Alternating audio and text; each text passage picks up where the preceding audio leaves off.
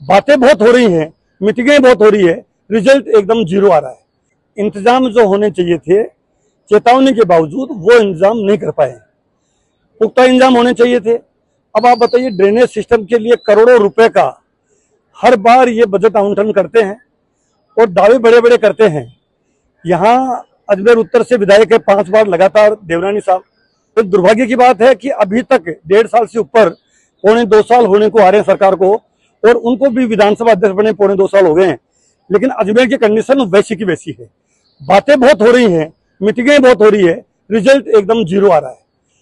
पिछली बार जब ये हो गया था कि बरसात ज्यादा आई है और इसी तरह से अजमेर की ये हालत हुई जो अब हो रही है, तो ये हमको ये लग रहा था, तब भी मैंने ये मांग की थी राज्य सरकार से, मुख्यमंत्री जी से, लोकल बॉडी मिनिस्टर से, यहाँ के जनप्रतिनिधियों से, कि आप आगे आके अब तक जो हुआ एक दूसरे पे कांग्रेस बीजेपी आरोप प्रत्यारोप लगाना बंद करे। और मैं अभी पिछले दिनों भी कहा कि अगर करप्शन किसी भी मामले में किसी भी जगह कहीं भी हुआ है, उसकी आप जुडिशियल इंक्वायरी करो, उसकी बड़ी से बड़ी इंक्वायरी करो, दोषी है उसको जेल में डालो। लेकिन वो बातें तो कुछ नहीं हो रही है। उसके अलावा लिपापाती बातें हो रही है, आरोप प्रत्यारोप हो रहा है। अब मैं ये कह रहा हूं कि जितना अजमेर में पानी बरसात हुई है, उतनी कोटा में भी हुई है, हाइडोती में हुई है, और चंबल नदी जो है वो जबरदस्त उफान पे है।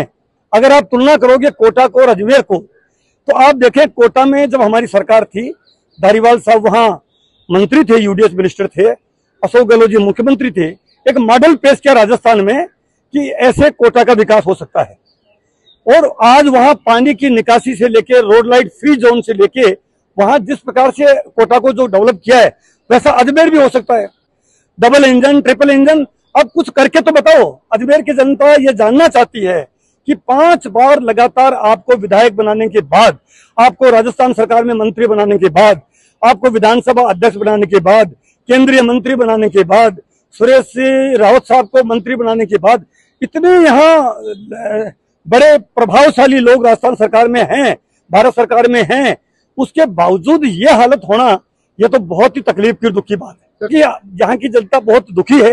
अभी 4 सेंटर मैंने पता किया, नगर निगम के जो अधिकारी हैं जो यहाँ बैठे हैं, 4 सेंटर जो इन्होंने बना रखे हैं, उनमें केवल 2 सेंटर पे आदमी हैं, 2 सेंटर खाली पड़े इनके। मतलब लोगों को भरोसा नहीं दिला पा रहे हैं, लोगों को मदद नहीं हो पा रही है। अभी मैं एक लोहार परिवार से मिलके आया हूँ, उनको मेरे से जो मदद बनी मैंने मदद की है, लेकिन वो कह रहे साहब अब हम रात को मकान में पानी भर रहा है, पूरी रात हम सोए नहीं है, अब हम कहीं हमारे रिश्तेदार के यहाँ जाएंगे।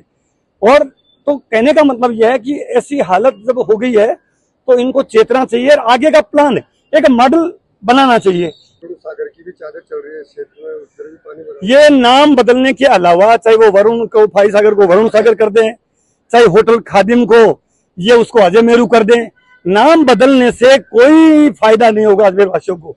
अजमेर वासी नाम तो कुछ भी कर दें, सारे रास्तों को ये देवनानी मार्ग, देवनानी सागर कुछ भी कर दो ना, ये कुछ करके बता दें आप, नाम कुछ भी कर दो आप। ये हमारा कहना यह है कि जमीन पे काम कुछ नहीं हुआ है।